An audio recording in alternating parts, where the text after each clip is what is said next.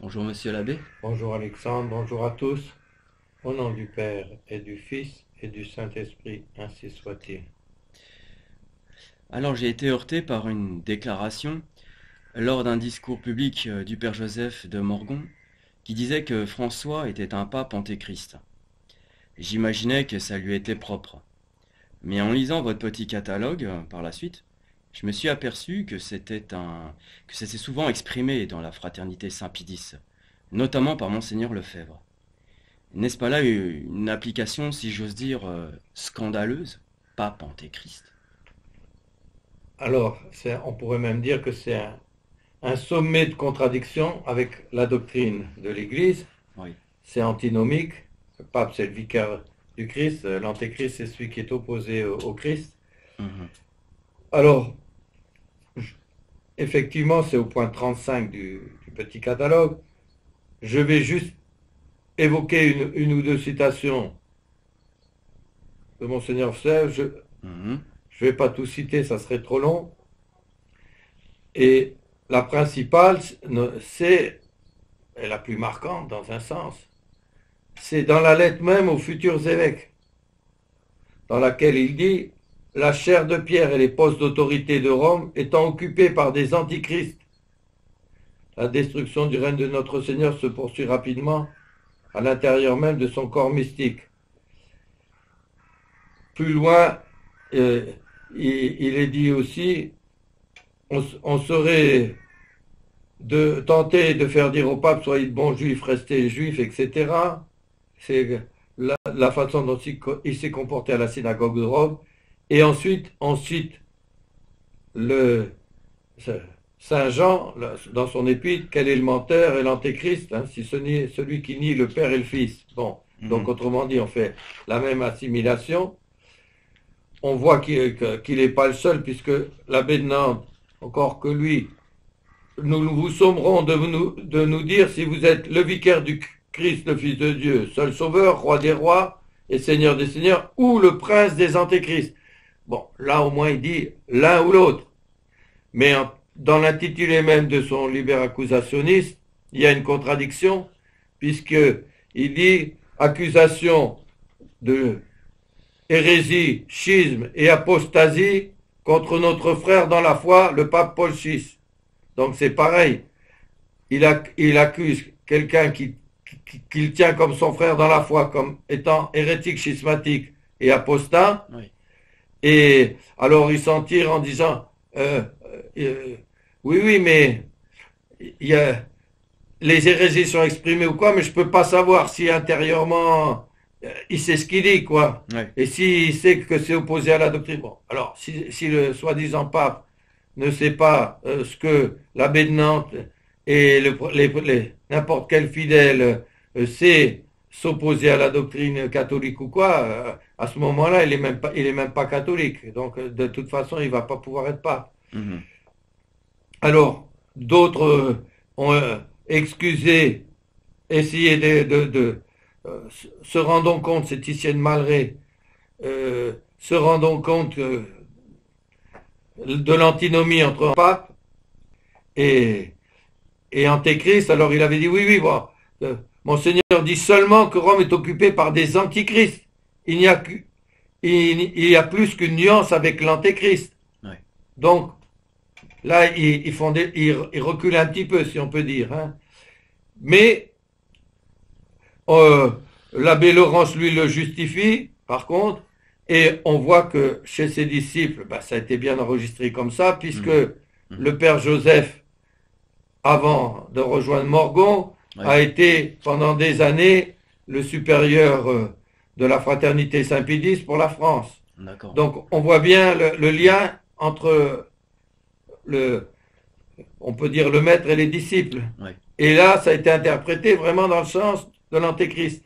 Alors, c'est intéressant de montrer que non seulement c'est un sommet de contradiction Oui. antinomique en soi-même, et donc d'opposition aussi avec la doctrine de l'Église, mais c'est la doctrine de Luther. Alors, pour qu'on ne me fasse pas dire je ne sais trop quoi, dans le catalogue, c'est, comment dire, tout est démontré un point avec un autre, hein. Donc, je vais juste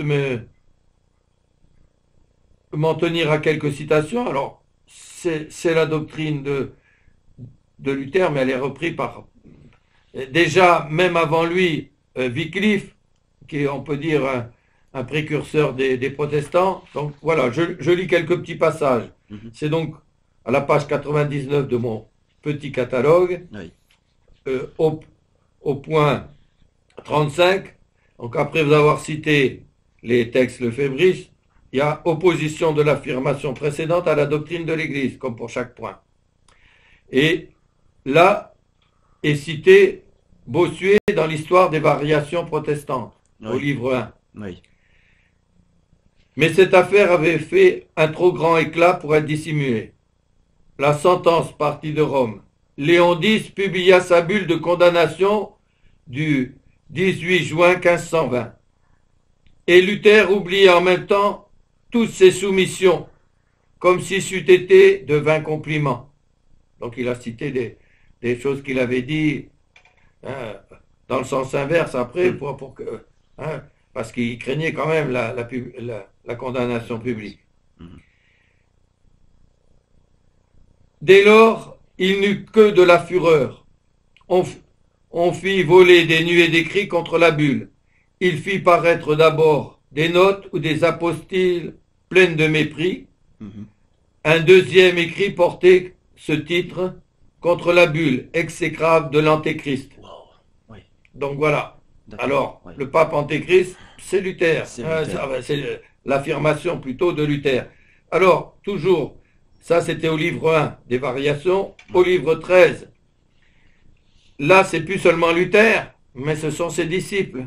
Mhm. Ce fut donc dans ce synode de Cap, et en 1603, qu'on fit un nouveau décret pour déclarer le pape Antéchrist. On jugea ce décret de telle importance qu'on en composa un nouvel article de foi qui devait être le 31e.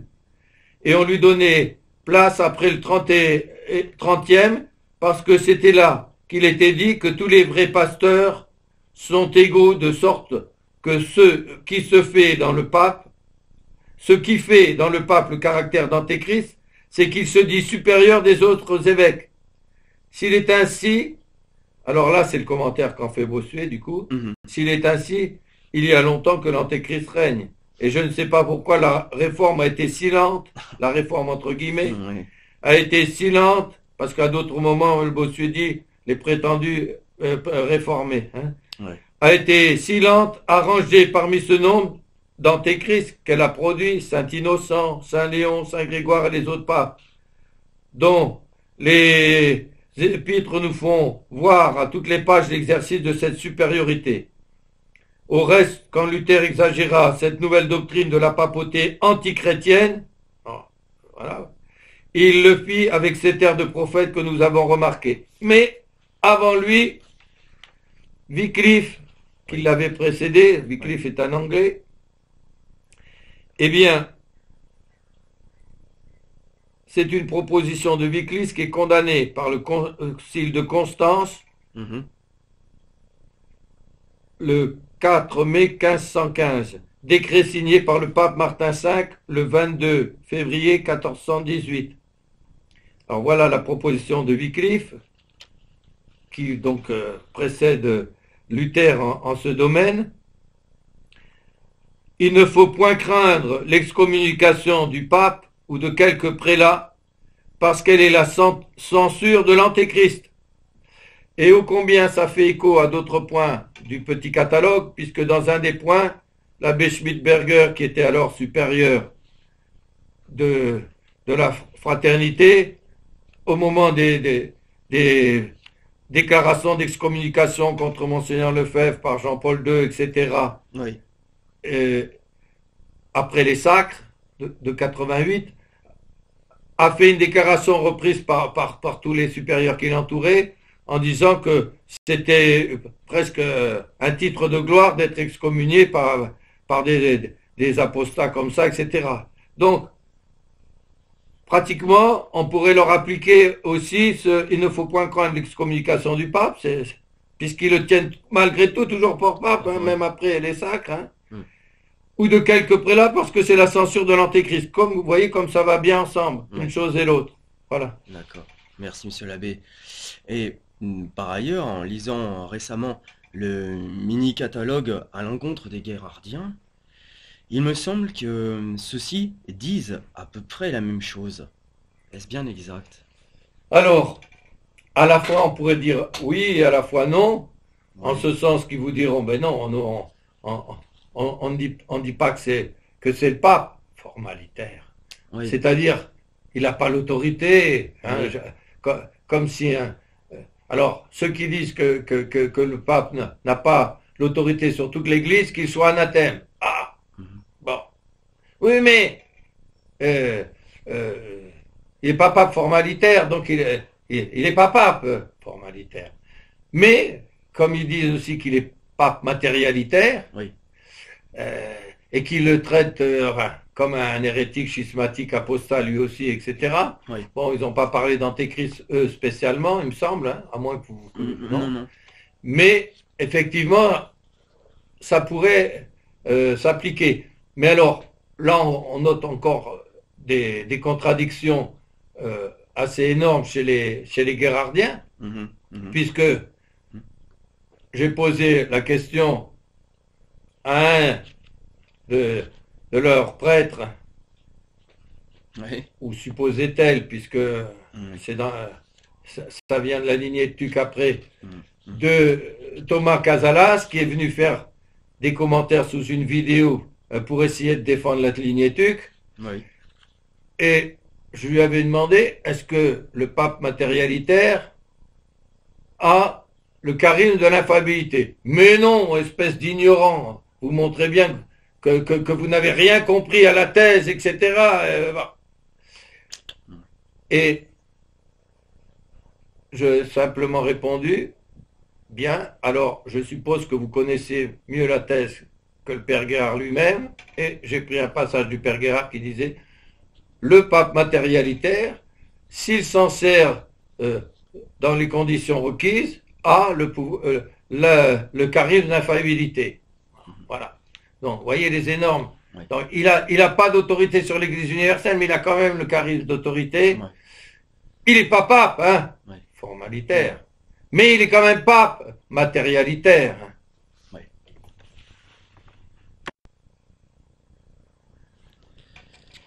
Effectivement, quand on parle comme Wycliffe et Luther de pape antéchrist, on comprend comment en découle dans leur esprit le point suivant 36, qu'on puisse devoir ne pas être en communion avec un pape. Oui, alors, là, c'est une déclaration de l'abbé du Chalard. Alors, Oui. ils ne l'ont pas dit souvent explicitement comme ça, mais implicitement, ils n'arrêtent pas de le dire. Mmh. Hein. Oui.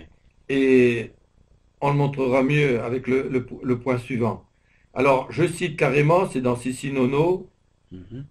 donc ce que disait l'abbé du Chalard. Le catholique qui ne doit ni ne peut être en communion avec un pape Paul VI qui favorisa le modernisme, le libéralisme, l'œcuménisme condamné par ses prédécesseurs et inventa un dialogue entre guillemets qui est la négation du dogme. Extra ecclesia nulla salus. Alors je reprends le début parce que c'est énorme. Le catholique qui ne doit ni ne peut être en communion avec un pape, Paul VI, etc. Mais c'est énorme comme affirmation. Hein. Alors, je cite juste une ou deux citations de pape pour montrer un peu l'énormité. Là, c'est le pape Pie IX, encyclique Etsi Multa du 21 novembre 1873. Oui. Les premiers éléments de la doctrine catholique enseignent que personne ne peut être considéré comme évêque légitime s'il n'est uni par la communion de la foi et de la charité avec la pierre sur laquelle est bâtie l'Église de Jésus-Christ, s'il n'adhère au pasteur suprême à qui sont confiées toutes les brebis afin qu'il les paisse, et s'il n'est lié à celui qui est chargé de confirmer la fraternité qui est dans le monde. Alors là, c'est presque... Hein, bon. Et un- une autre encyclique du même pape, oui. Quartus Supra, du 6 janvier 1873. Il est en effet aussi contraire à la constitution divine de l'Église qu'à la tradition perpétuelle et constante que quelqu'un puisse prouver la catholicité de sa foi et s'appeler véritablement catholique s'il n'obéit pas à ce siège apostolique. Bon, Mhm, y a encore d'autres citations de Pie VII, de Pie IX, de Pie XII, etc. mhm, ouais. Je lis celle de Pie XII, par exemple, dans Mystici Corporis du 29 juin 1943. Oui, Cela se trompe donc dangereusement, qui croit pouvoir s'attacher au Christ tête de l'Église sans adhérer fidèlement à son vicaire sur sur la terre. terre. Ouais. Bon, voilà. Mhm, Donc, effectivement, c'est vrai que ça découle du point, s'il est antéchrist, alors on peut ne pas être en communion avec un antéchrist. ouais. Et comme d'après un pape peut être antéchrist, alors on peut ne pas être en communion avec un pape. Vous voyez les énormités qui découlent des Ouais, autres énormités, quoi. ouais, Voilà. ouais. Alors, ceci, alors que le point suivant, 37, montre qu'ils disent qu'on puisse devoir se déclarer en communion avec un public hérétique, schismatique, apostat et antichrist. Oui, alors là, c'est pareil, je vais faire juste une évocation, Oui. mais par exemple, un interview, comme ils disent maintenant, un entretien pour Mhm, 30 Giorni, mhm, qui est paru dans Fidelitaire 57. Alors, le journaliste demande à Monseigneur Lefebvre, dans votre optique, le pape serait donc schismatique? Oui, peut-être, plus ou moins, parce qu'on ne peut pas vraiment, hein. Ce n'est pas un seul article, mais tout est un contexte qui n'est plus catholique. Alors, une déclaration dans le Figaro du 17 août 1988, après les sacs. Avant les sacs, pardon. Je serai schismatique pour des gens que je considère comme étant hors de l'Église catholique et qui sont eux-mêmes schismatiques. Je désobéis à un pape moderniste pour obéir à Dieu et garder la foi catholique. Donc, et, et, et pourtant, eh bien, il se déclare dans les sacres mêmes, unacum, ouais. Papa Nostro, Rotapedos, Juan Paolo. Hein. Oui, oui, Bon, donc, voyez un petit peu le... Alors, ouais. eux-mêmes, affirmation contredite par ceux qu'ils tiennent pour autorité légitime. Donc, là on cite Paul VI, etc. Bon, après, on montre le, l'affirmation. Alors, Mhm, ce qui est à souligner dans ce point, mhm, c'est une autre contradiction. C'est que, alors, ils disent continuellement, hein, le pape fait une pastorale qui emmène les peuples à l'apostasie, cela est clair, c'est absolument certain, etc. Un pape qui démolit l'Église, qui est pratiquement un apostat, qui veut nous rendre apostats. ouais. Ces personnes qui occupent l'Église, qui occupent Rome aujourd'hui, sont des antichrists. Ça, c'est Monseigneur Lefebvre. Donc, vous voyez le lien avec ce qui précède. Ouais, ouais. Conférence du 4 septembre 1987. Bon. Alors, c'est des antichrists, tout ça, mais, écoutez bien, avec le recul, parce qu'il y a eu des variations au séminaire, il y a eu des batailles, etc. Oui. Et ça a failli plusieurs fois pencher du bon côté définitivement. Mhm, En 1977, par exemple, pendant l'été, on est 9 à avoir reçu une lettre circulaire oui, qui fait qu'on comprend qu'on est menacé d'être envoyé. oui. Bon. Entre parenthèses, dans les 9, vous avez par exemple l'abbé Belmont, l'abbé Lucien, les deux abbés Laguérie, plutôt étonnant, n'est-ce Ah pas? oui, oui. L'abbé Lafitte, l'abbé Pubaro qui est maintenant avec ce Tchemeré, etc. Bon, et encore plus étonnant, on se demande qu'est-ce qu'il faut faire, Mhm, et on se réunit pour le savoir au Pointé autour de l'abbé Aulagnier. Et l'abbé Aulagnier, le croiriez-vous, nous dit, si jamais vous êtes renvoyé, je vous aiderai à continuer vos études. Donc il nous soutient à ce moment-là. Tiens, Donc, donc. enfin, Ah oui. 77. Alors, il pouvait un petit peu comprendre la situation parce que lui-même, il était au séminaire français. Il avait au séminaire français à Rome, Mhm. là même où Monseigneur Lefebvre avait été formé, D'accord, oui. par le père Le Floch notamment, hein, qui était un grand défenseur de la papauté. Bon. Mhm. Et euh, sur le séminaire français à Rome, des séminaristes avaient levé le drapeau rouge. Donc il ne pouvait plus tenir. Oui. Il était diacre à ce moment-là. D'accord. Et il s'est retrouvé diacre dans la nature. Ouais. Et il est un de ceux qui a dit, Monseigneur, où est-ce qu'on va au séminaire, etc., qui l'ont poussé finalement à fonder la fraternité, où ils étaient d'abord à l'université de Fribourg en Suisse, Mhm. et puis après, donc, à ouvrir un séminaire. Mhm. Donc, ils nous comprenaient. Oui. Mais voyez On comprend combien le c'est soutien. étonnant. Oui. Eh bien, ensuite, Monseigneur Lefebvre va avec un abbé qui venait juste d'être ordonné, l'abbé Jean-Michel Faure, Oui. dont les parents étaient réfugiés en Argentine, donc il était envoyé en Argentine Oui. pour se reposer au lieu de prendre rapidement l'avion, il a pris le bateau. L'abbé Faure était aussi de notre côté, enfin du côté de la vérité, Mhm. donc il nous soutenait, etc. Il s'est retrouvé en Argentine avec M. Grostiaga qui avait été ministre et que c'est lui qui lui offrait les bâtiments, etc. pour un séminaire, pour un prieuré, etc. Mhm. Mhm. Lequel était, entre guillemets, c'est une appellation, mais enfin, ça résume les choses, donc était, entre guillemets, c'est des vacantistes. Mhm. Et donc, il a compris que s'il renvoyait des gens pour ça du séminaire, il allait se mettre à dos toute une partie D'accord. bon, finalement, il revient au séminaire.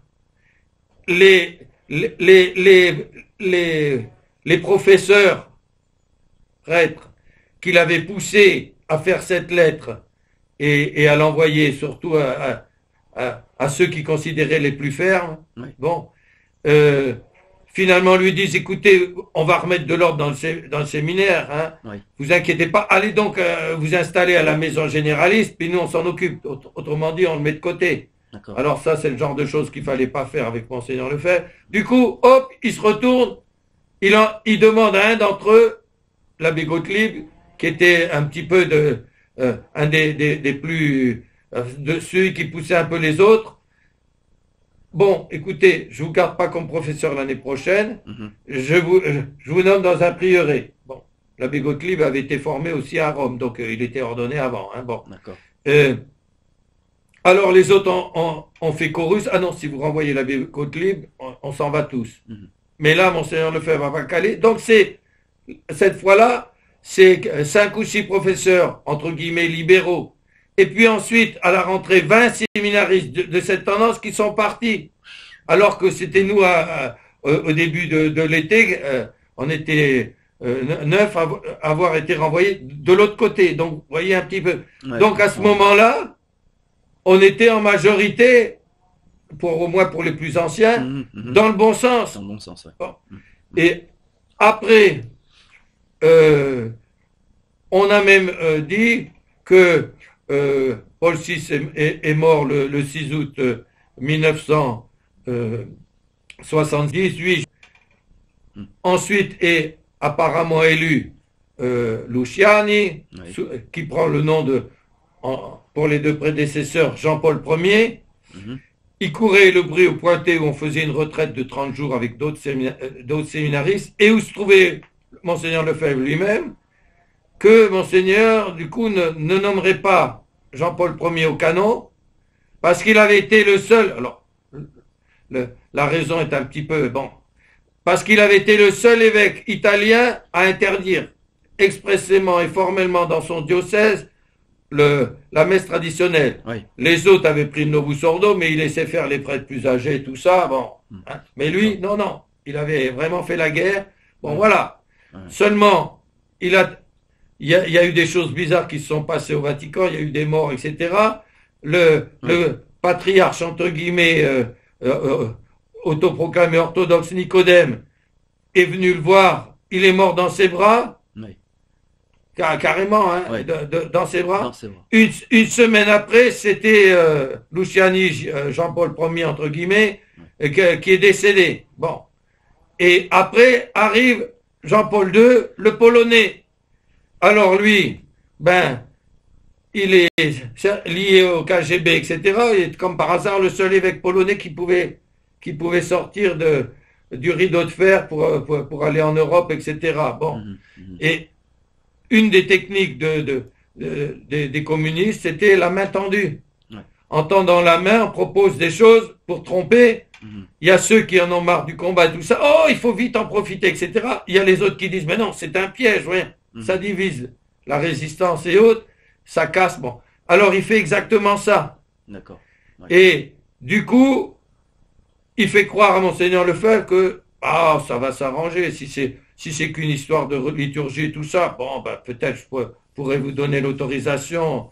Hein, Mhm. bon, mais à condition que vous acceptiez le concile dans le sens de la tradition. Hein. Oui, oui, oui, Saint-Père, je serais bien. Ben. Alors, il y a la fameuse lettre numéro 16 aux amis et bienfaiteurs. Et si Très Saint-Père donnait des heures et des lieux pour le Novus Ordo, donc, bon, et puis aussi pour la messe traditionnelle, on verra bien ce que les gens vont choisir. Ouais. Laissez-nous faire l'expérience de la tradition, etc. Mhm, mhm. 2 mois après, moi, 15 février, je suis renvoyé. Bon, je précise pas plus, sinon on n'en finirait plus. Et voilà l'écho. C'est dans le même point 37, hein, où on vient de vous dire je serai schismatique pour des gens que je considère moi-même schismatiques, etc. Oui. Hein. Bon, là, on vous dit, mais là, c'est avant, hein, avant les salles.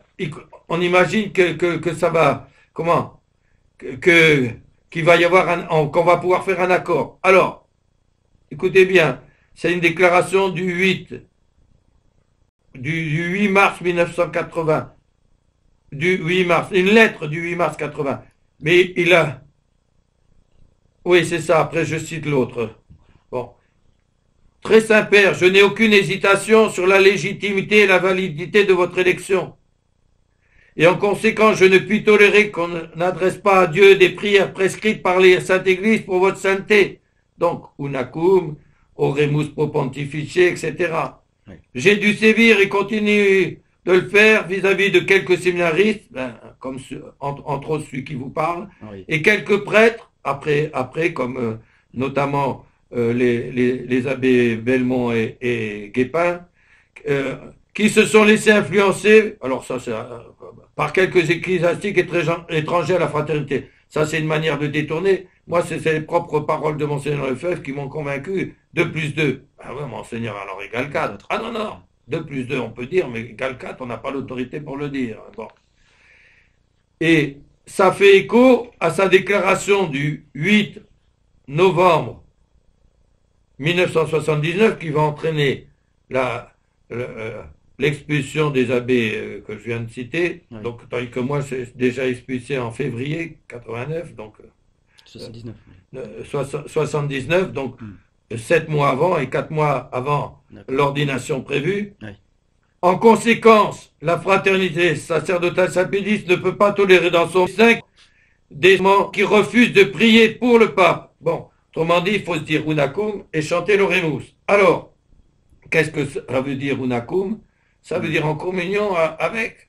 Non, non, non, ça veut dire seulement prier pour. Hein? Mais attendez, dans les prières du vendredi saint, quand on veut dire et pour, ben c'est et pro. Être pro. Bon. Donc, unacum, c'est en communion avec. Bon. Non, non, non, non. On ne veut pas dire qu'on est en communion. Quoi? En communion avec qui? Ah, on ne veut pas dire qu'on est en communion avec le pape. Quoi? Vous êtes pas en communion avec le pape, mais c'est l'essence même du schisme. Mm-hmm. Donc, vous voyez les énormes contradictions de la fraternité. Ouais. Alors, évidemment, dans ce point 37, il y a aussi des points qui sont cités, et notamment un passage de saint Thomas dans la Tertia Pars. Oui. Alors je cite la référence, ça intéressera au moins certains. Question 79, article 7, acte 2, c'est-à-dire réponse à l'objection 2. D'où ce que dit saint Augustin, donc c'est saint Thomas qui cite saint Augustin, De Anima 1,9, pour qui offre-t-on le corps du Christ, si ce n'est pour ceux qui sont membres du Christ? C'est pourquoi on ne prie pas au canon de la messe pour ceux qui sont hors de l'Église. Alors, on a lu avant que je serai schismatique pour des gens que je considère comme étant hors de l'Église, catholiques et qui sont eux-mêmes schismatiques. Mais je mets dehors des abbés qui refusent de prier pour des schismatiques publics qui sont hors de l'Église, et alors que c'est ce que me dit saint Thomas. C'est pourquoi on ne prie pas au canon de la messe pour ceux qui sont hors de l'Église, saint Thomas. Donc, vous voyez le perpétuel contradiction. Puis, bon, là, on a cité juste les points 35, 36 et 37, oui. Mais il y en a 55, et ça. Les oppositions, c'est tout le long qu'il y a des contradictions comme ça. Tout le long, vous voyez, ouais, c'est vrai. Hein, très bien, très bien, monsieur l'abbé. Comment peut-on alors en arriver à de telles choses, de telles contradictions? De si énormes contradictions, si énorme, on peut dire. Hein. Oui, c'est vraiment... Alors, c'est une vérité de foi, oui. Puisque ça va être un passage des Saintes Écritures, donc d'une épître de Saint Paul que je vais citer, oui. Mais il faut déjà noter que c'est un des 6 péchés contre le Saint-Esprit dont notre Seigneur nous dit qu'ils ne seront pardonnés ni ici-bas ni après. Mmh. Alors, attention, ils ne seront pardonnés ni ici-bas si on ne s'en reprend pas. Oui. Mais si notre Seigneur dit ni ici-bas, c'est que c'est tellement difficile après de s'en reprendre que, comme on n'en demande pas pardon, eh ben on n'en est pas pardonné. Mais si quelqu'un qui se reprendrait et qui demanderait pardon, forcément il sera pardonné. Bon. Mais il y a des certains péchés ou quoi, pour demander pardon et tout, c'est déjà une grâce. Ne plus s'attacher à son état de péché, au plaisir qui vous y a poussé, etc. Et comprendre le mal qu'on a fait et avoir la simplicité de tomber aux pieds de notre Père des cieux et de demander pardon, c'est déjà une grâce. Mmh. Bon. Alors, quel est le risque? Alors, quel est ce péché qui est un des 6 péchés contre le Saint-Esprit? Qui est un péché grave, vraiment grave, c'est la résistance à la vérité connue. Autant on peut s'opposer à des vérités, on ne sait pas ou quoi. Autant on peut vous dire, ça c'est la vérité ou quoi. Ouais, c'est vous qui le dites, moi je vous crois pas, etc. Bon, ça peut, hein. Oui. Bon. Mais on prouve, on montre que c'est la doctrine de l'Église qui si on... Bon, ça fait rien. Alors, je vais pas l'avouer comme ça, je vais trouver des biais, etc. Mais je veux garder les petits avantages que j'ai ici-bas, etc. Donc, je résiste à la vérité connue, je veux pas l'admettre, je la repousse, et j'invente des biais pour échapper, etc., comme on l'a expliqué dans une autre vidéo. Oui. Et je m'enracine dans la résistance à la vérité connue. Bon, si c'est à un instant, etc. Mais plus ça dure et plus on s'y enracine, et qu'est-ce qui va se passer? Alors, c'est une sentence du Saint-Esprit à travers l'apôtre. Et après, vous allez voir les commentaires de plusieurs saints docteurs. Oui. Écoute. Entre parenthèses, c'est aussi au point 11D, à la page 605, de mon grand catalogue. Hein, puisque les 2 petits, en tout cas le petit sur les lefébristes est une des réductions, parce que dans le gros catalogue, la plus grande part est quand même contre les modernistes. D'accord. Quoi qu'il apparaisse des apparences, puisque ça semble aussi contre les aberrations de la fraternité, ça y est aussi, mais le plus gros, c'est contre les modernistes. Pour les guérardiens, il y a juste quelques points, c'est surtout, ça a été fait vraiment en plus, ça, le mini. je vous lis le passage de Saint Paul et les, juste les trois premiers, les commentaires donc des pères. Et vous allez voir la gravité de la chose. Et la seule chose que je peux souhaiter aux anciens confrères ou aux ecclésiastiques qui sont encore dans ces erreurs ou quoi, à la fin du petit catalogue que j'ai envoyé à l'époque à quasiment tous les prieurés de France, je dis quasiment parce que il y avait des prieurés qui à l'époque étaient tenus par des fois 2 ou 3 par le même abbé. Bon, donc j'allais pas envoyer un. Donc, et je l'ai envoyé aussi à tous les supérieurs généraux et aux maisons autonomes des pays, donc à tous les plus gros supérieurs. Et à la fin de cet ouvrage, eh bien, il y a une exhortation pour qu'ils se reprennent. Oui. C'est tout à la fin. Oui. Hein? Oui, tout à fait. Et donc, c'est ça le but, c'est de les en faire sortir. Bon, je sais pas, j'arrive pas là. Page 165. 165. Oui, c'est ça. Exhortation finale, voilà. Hein, quelle joie, j'en lis le début. Quelle joie, quelle consolation éprouverait l'auteur de cet ouvrage si son labeur pouvait avoir un effet semblable à celui des institutions liturgiques de Don Guéranger.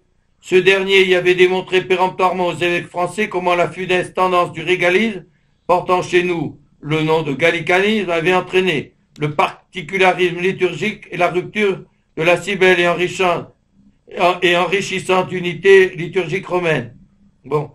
Eh bien, vous clercs et laïcs liés à la fraternité qui venez de lire, parcourir, survoler notre démonstration péremptoire au point d'atteindre l'évidence de vos oppositions multiples à la doctrine de l'Église, n'aurez-vous point la salutaire sagesse de rompre avec les erreurs en lesquelles vous avez été entraînés, peut-être sans guère vous en rendre compte, pendant des années, et à revenir à la doctrine de l'Église catholique? Vous qui, en votre vie intérieure et extérieure, êtes plus motivés par la crainte de la perdition, ou l'espérance des récompenses que par l'amour de Dieu, la charité de la vérité, de Thessaloniciens 2:9, ne devez-vous pas justement craindre de vous être écarté en tant de points si importants de la doctrine catholique? Donc voilà, il y a toute une exhortation. Hein? Oui. Alors, je reprends parce que c'est justement le même passage de Thessaloniciens 2:9. C'est ça, de l'apôtre. Écoutez bien. Et après, je me contente. Ça fera, vous verrez, un final qui ne pourra que faire réfléchir, j'espère. Comme ils n'auront pas reçu la charité de la vérité, en sorte d'être sauvés, c'est ce qu'on leur enseigne de plus important, d'être sauvés. Oui. Bon. Et ça a une immense importance, puisque le reste aussi en découle, c'est-à-dire l'union définitive à Dieu, mais elle est au-dessus, si on peut dire. Hein. Disons quant au motif, Dieu leur enverra une œuvre d'erreur de telle manière qu'ils croient au mensonge, afin que soient jugés tous ceux qui n'auront pas cru à la vérité, mais auront consenti à l'iniquité. Ça en revient à dire, là, ils connaissent la vérité, mais on résiste. Eh bien, ceux qui font ça, Dieu va leur envoyer une œuvre d'erreur et ils vont se perdre. Alors, je donne les commentaires. Le premier, c'est le commentaire de saint Thomas sur ce passage. Donc saint Thomas sur 2 Thessaloniciens 2:10. Parce qu'ils n'auront pas accueilli la charité de la vérité en sorte d'être sauvés, Dieu leur enverra une puissance d'égarement, qui les portera à croire au mensonge, afin que soient jugés tous ceux qui n'auront pas cru à la vérité, mais auront consenti à l'iniquité. Quelqu'un qui est schismatique hors de l'Église, mais qui serait quand même catholique et pape, qui est hérétique apostat, antichrist, mais qui est quand même pape légitime, auquel il faut se dire unakum et prier pour, tout en prétendant qu'on peut et doit parfois ne pas être en communion avec un pape parce qu'il est l'antéchrist. Bon, mon Dieu, si vous voyez pas que c'est contraire à la doctrine de l'Église et au simple bon sens, mais qu'est-ce qu'il vous faut? Alors, de quoi ça vient, ça? Et de quoi, au contraire, c'est le signe. Vous allez voir que c'est grave, grave, grave, grave. Bon. La cause de leur induction en erreur, ça c'est le commentaire de saint Thomas maintenant, et le fait qu'ils n'ont pas voulu accueillir la charité de la vérité, celle qu'on essaie de faire là. Vous voyez, il y a des exhortations pour ça. Hein. On vous met vos erreurs, on vous montre. C'est pas pour vous rabaisser haute, c'est pour vous en faire sortir. Bon. La cause de leur induction en erreur est le fait qu'ils n'ont pas voulu accueillir la charité de la vérité. En d'autres termes, la vérité de l'évangile. Si je dis la vérité, pourquoi ne me croyez-vous pas? Jean 8, 46. C'est notre Seigneur qui parle aux pharisiens et autres. Ceux-ci furent rebelles à la lumière. Job 24, 13. Il dit la charité de la vérité parce que si j'ai la foi, parce que si la foi n'est pas informée par la charité, elle n'est rien. C'est-à-dire la foi informée par la charité. Donc certains veulent nous dire que la foi c'est la base de tout, quoi. Voilà. Si elle est informée par la charité, mais pas en elle toute seule. Bon. Parce que si la foi n'est pas informée par la charité, elle n'est rien. Alors, saint Thomas le démontre en citant 1 Corinthiens 13, 2. Si j'avais la foi jusqu'à transporter une montagne, mais que je n'ai pas la charité, je suis rien. Tout le passage magnifique de saint Paul, là, qu'on lit dans un des dimanches de carême. Il montre l'utilité de la vérité en disant, en sorte d'être sauvés. Justifiés par la foi, nous avons la paix avec Dieu par notre Seigneur Jésus-Christ. Romains 5, 1. Toujours le commentaire de saint Thomas. Et là, on touche à la gravité des conséquences de la résistance à la vérité connue. La faute et la peine consistent en leur séduction elle-même. C'est en ce sens qu'il dit « enverra », c'est-à-dire permettra que les atteignent. Une œuvre de mensonge, operationem erroris, ou une puissance d'égarement. Le Seigneur a répandu au milieu d'elle un esprit de vertige. Isaïe 19, 14. Je serai un esprit de mensonge dans la bouche de tous ces prophètes. 3 Rois 22, 22. J'ai commenté ça plus en détail avec les pères dans un des derniers numéros de la revue. Ça doit être 150 ou quelque chose comme ça, ou 151. Il est donc ajouté qu'il les portera à croire au mensonge. Et saint Thomas cite à nouveau saint Paul aux Romains 1, 28. Comme ils ne se sont pas souciés de bien connaître Dieu, Dieu les a livrés à leur sens pervers pour faire ce qui ne convient pas. Cependant, la peine consiste de plus en l'éternelle damnation. Ouf. D'où ce qui suit, afin que soient jugés, par la sentence de damnation, ceux qui auront fait le mal ressusciteront pour le jugement. Jean 5, 29. Tous ceux qui n'auront pas cru à la vérité. Celui qui ne croit pas est déjà jugé. Jean 3, 18. Donc voilà pour saint Thomas. Eh bien. Alors, maintenant, saint Jean Chrysostome, saint Augustin d'abord, Cité de Dieu, livre 20, chapitre 19.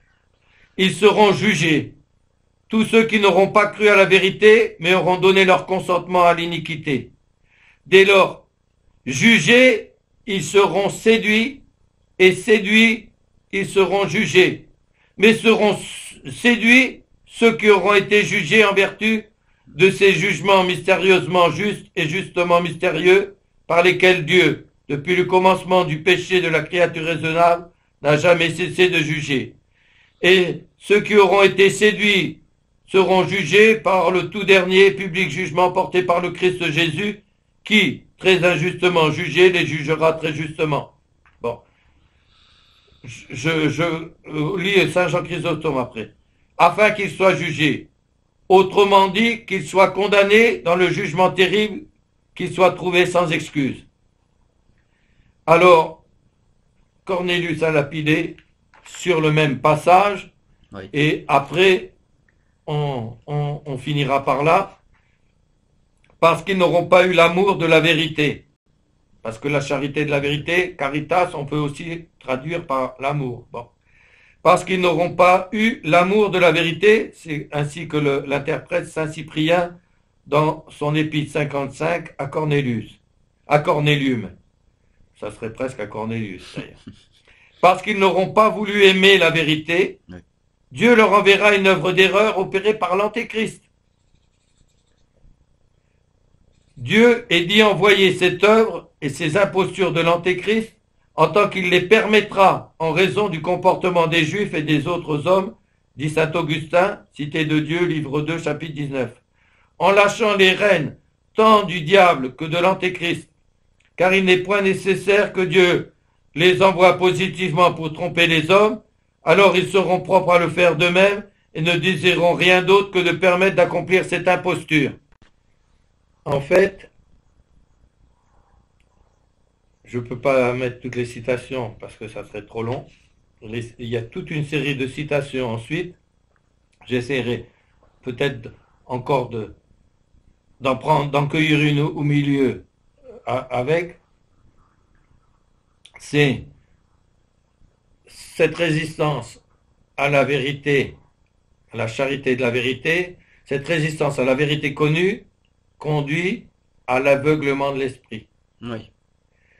Et c'est logique parce que quand on commence à pas vouloir admettre la vérité et autres, quand on commence à allier des choses complètement contradictoires, comme on a vu qu'ils le font, Oui. Oui.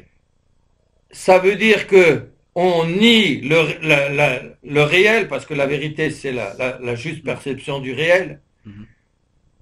On prend l'habitude de déformer dans son esprit la réalité pour la tordre comme on veut, Oui. et à force, on s'habitue à l'avoir tordue, à la présenter tordue, et on est aveuglé, on la voit plus. On prend les trucs tordus auxquels on s'est habitué, Oui. pour la réalité. Donc, Oui. alors, j'essaye de montrer, mais c'est pas facile parce que ça serait long à faire. D'où, fils de l'homme, tu habites au milieu d'une maison qui m'exaspère, donc c'est Ézéchiel 12.2, c'est Saint Jérôme sur Ézéchiel. Hein. D'accord. Alors, je saute. D'où ce que le Seigneur dira aux Juifs, si vous étiez aveugles, vous ne seriez pas coupables de péché, leur montrant par là que leur aveuglement était volontaire et le condamnant. Donc, au début, la résistance à la vérité connue, c'est un aveuglement volontaire, Mhm. mais à force, c'est comme par la répétition des actes. Bon, c'est la vertu Ouais. qui se consolide. Par la répétition des actes mauvais, c'est le vice qui se consolide.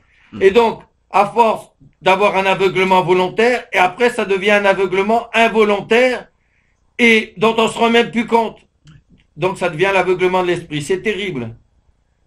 Alors, plus loin, ça c'est extraordinaire aussi, c'est Saint Jean Chrysostome.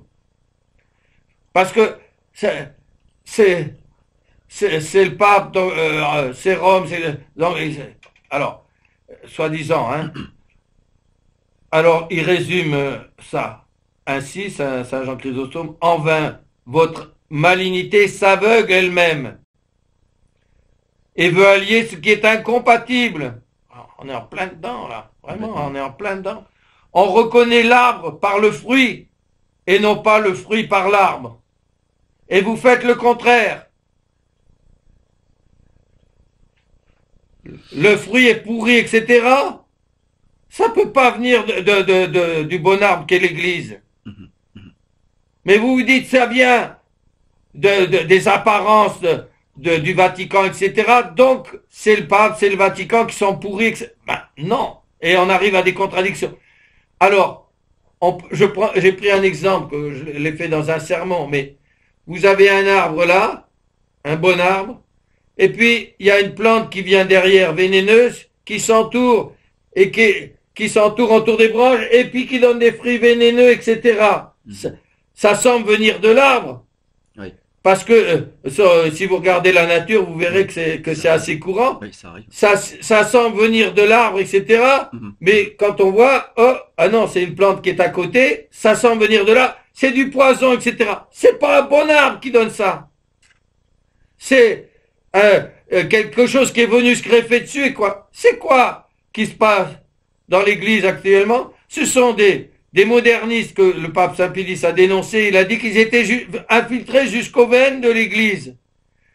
Ils ont réussi, extérieurement parlant, à prendre les commandes des structures ecclésiastiques, à faire donner l'impression qu'ils avaient été élus et validement. Et après, ils ont écarté tous les cardinaux les plus âgés, etc., pour s'assurer la majorité. Ils ont nommé les leurs, etc. Et au début, ils y ont été doucement. Paul VI faisait 5 pas en avant, mais après, hop, il en faisait 2 en arrière. Donc, en attendant, il en avait fait 3 en avant. Il recommençait à faire 8 en avant. Oh, il en refaisait 5 en arrière parce que ça avait été trop loin. Bon. JP2, lui, il va carrément avec le signe de Shiva, assise, etc. Il se gêne plus du tout. Voilà. Ouais. Parce qu'il sait que les postes sont occupés par les leurs, etc. Donc, bon, voilà. Donc, votre malignité s'aveugle elle-même, elle veut allier ce qui est incompatible, on l'a vu. Hein. On reconnaît l'arbre par le fruit, non pas le fruit par l'arbre. Et vous faites le contraire. Donc, ça, Homélie 42 sur Saint Matthieu. Bon. Je vais malgré tout donc m'attarder encore un petit peu plus parce que il y a des textes, bon je peux pas tout lire, mais au moins certains passages pour vous montrer vraiment la gravité.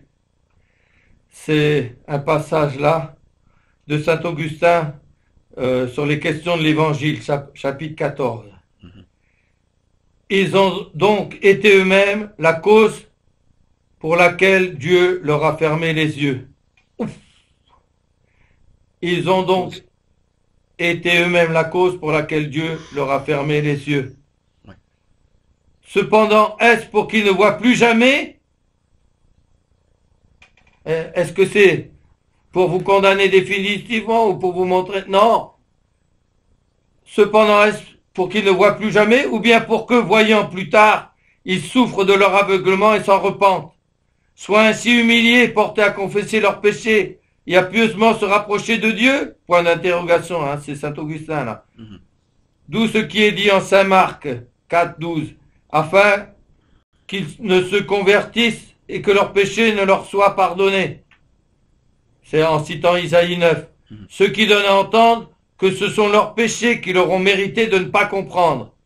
Et pourtant, cela leur est arrivé par miséricorde, afin qu'ils reconnaissent leurs péchés et, une fois convertis, méritent le pardon. Ce que je disais tout à l'heure, ouais. Ça porte à ça porte à l'endurcissement définitif, etc., puisque c'est un des 6 péchés contre le Saint-Esprit, de la résistance à la vérité connue. Donc, plus on s'entend, plus on attend pour se convertir, plus ça devient dur, etc. Mais, tant qu'il y a de la vie, il y a de l'espoir, on peut toujours se reprendre. Et c'est une grande grâce de se reprendre. Et d'y être exhorté comme ça, c'en est une aussi. Hein. Alors, je continue parce que c'est Saint Jean Chrysostome, c'est Homélie 45 sur Saint Matthieu 13. Ouais. Mais s'ils ne voient point, me direz-vous, ne fallait-il pas leur ouvrir les yeux? Parce que là, on dit que c'est que c'est Dieu qui les aveugle, etc. Mais on va voir un peu plus loin dans quel sens. Il lui fallut, si leur aveuglement avait été involontaire, s'ils se trompaient de bonne foi, comme l'est celui du corps. Quelqu'un qui est aveugle ou quoi, c'est pas son désir. Hein. Mais il était, c'est terrible, hein, mais il était volontaire de leur propre choix. C'est pourquoi le Christ, Jésus, ne dit pas seulement parce qu'il ne voit pas, mais parce qu'en voyant, il ne voit point. Car leur aveuglement est un aveuglement de malice. Il rapporte le témoignage du prophète. Considérez avec quelle exactitude le prophète fait ce reproche. Il ne dit pas « vous ne verrez pas », mais « vous verrez et en voyant, vous ne verrez pas ». Il ne dit pas non plus « vous n'entendrez pas », mais « vous écouterez et en écoutant, vous n'entendrez pas ». De sorte que ce sont eux-mêmes qui se sont volontairement aveuglés, en se fermant les yeux, en se bouchant les oreilles et en endurcissant leur cœur. Ça fait allusion à des passages des psaumes. Car non seulement ils n'entendaient pas, mais ils écoutaient avec aigreur et peine. Et ils ont ainsi agi, dit le prophète, de peur que s'étant convertis, je ne les guérisse. Pourquoi c'est dit? C'est pour qu'ils se disent, et si je me convertissais, hein? Ces paroles marquent une malice consommée, donc, de peur que s'étant convertis, je ne les guérisse. Ces paroles marquent une malice consommée et un dessein formé d'être rebelles à la vérité. Le Seigneur leur rapporte néanmoins ce passage d'un prophète pour leur donner encore espérance et pour les attirer à la foi en les assurant que s'ils veulent se convertir, il les guérira. C'est comme si quelqu'un disait à un homme, vous n'avez pas voulu me regarder et je vous en suis obligé, car si vous l'aviez fait, je vous aurais aussitôt pardonné, montrant par ses paroles qu'il est encore prêt à le faire. Il en est ici de même, de peur, dit Jésus-Christ, qu'ils ne se convertissent et que je ne les guérisse. Il leur montrait par ses paroles qu'ils pouvaient encore se convertir et se sauver par la pénitence. Or, saint Augustin, traité 53 sur Saint Jean, dit la même chose. Mais pourquoi ne pouvaient-ils pas croire? Parce qu'ils ne le voulaient pas. Et saint Thomas, sur Saint Jean 12, 39, parce qu'ils avaient une volonté obscurcie par leur malice. D'où ce que notre Seigneur leur dit plus loin, race de vipères, comment pourriez-vous dire de bonnes paroles alors que vous êtes mauvais? Alors, je lis ça parce que, pour faire mieux comprendre beaucoup de passages de l'Écriture, Ouais. il faut savoir que lorsqu'on attribue à Dieu l'aveuglement et l'endurcissement de quelqu'un, comme celui qui est menacé pour la résistance à la vérité connue, Ouais. et pourquoi notre Seigneur dit ce genre de péché sera pardonné ni dans un monde ni dans l'autre, donc c'est pour faire peur, pour montrer à quel point ça entraîne dans des points de non-retour après, parce qu'on s'y enfonce soi-même et qu'on veut plus en sortir, c'est terrible. Ah, il y a l'amour-propre, Oui. le point d'honneur, comme dit Sainte Thérèse d'Avila, l'orgueil qui veut pas reconnaître qu'on a erré, et puis en plus volontairement en partie, pour des petits avantages humains. Hein? Ouais. Attention, comme dit Saint Curé d'Ars, les récompenses les bénédictions sur terre des fois sont la récompense d'une part de bon, parce que Dieu ne pourra pas faire la récompense après. Alors il faut savoir, donc ça c'est Saint Thomas sur Saint Jean 12, 40. Il faut savoir que lorsqu'on attribue à Dieu l'aveuglement, l'endurcissement de quelqu'un, il ne faut pas l'entendre de ce que Dieu lui-même insignerait la malice ou l'induirait au péché, mais de ce qu'il ne lui accorde pas la grâce. Sans la grâce, on peut rien faire. Hein. Et si c'est par miséricorde que Dieu infuse sa grâce, s'il ne l'accorde pas, cela vient de nous, en ce sens qu'il y a quelque chose en nous qui répugne à la grâce divine. Et quelquefois, Dieu n'accorde pas la grâce parce qu'il sait, il voit tout à l'avance, que l'âme résistera à la grâce et qu'elle rajoutera encore à la culpabilité. Bon. Car pour lui, comme pour Dieu, quant à son être par essence, il illumine tout homme venant en ce monde. Jean 1,9. Il veut que tous les hommes soient sauvés. 1 Timothée 2,4. Mais parce que nous nous éloignons de Dieu, alors il nous enlève sa grâce. Parce que tu as rejeté la science, je te repousserai. Osée 4,16. Ta perdition vient de toi. C'est seulement en moi qu'est ton secours. Osée 13,9. Donc ça, c'est saint Thomas sur Jean 12,40.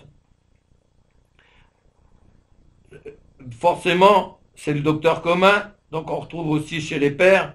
Saint Augustin, traité 53 sur Jean. Ainsi, donc, Dieu aveugle et endurci en abandonnant et en ne secourant pas ce qui lui convient de faire selon un jugement caché et qu'il ne peut faire injustement. Comme je le disais tout à l'heure, quelquefois, parce qu'il sait qu'on va y résister et que donc, ça va nous faire ça va faire à ces endurcis-là, disons, un accroissement de démérite et donc pour le futur un accroissement de sanctions, de peines, etc., de châtiments. Donc, il préfère ne pas donner.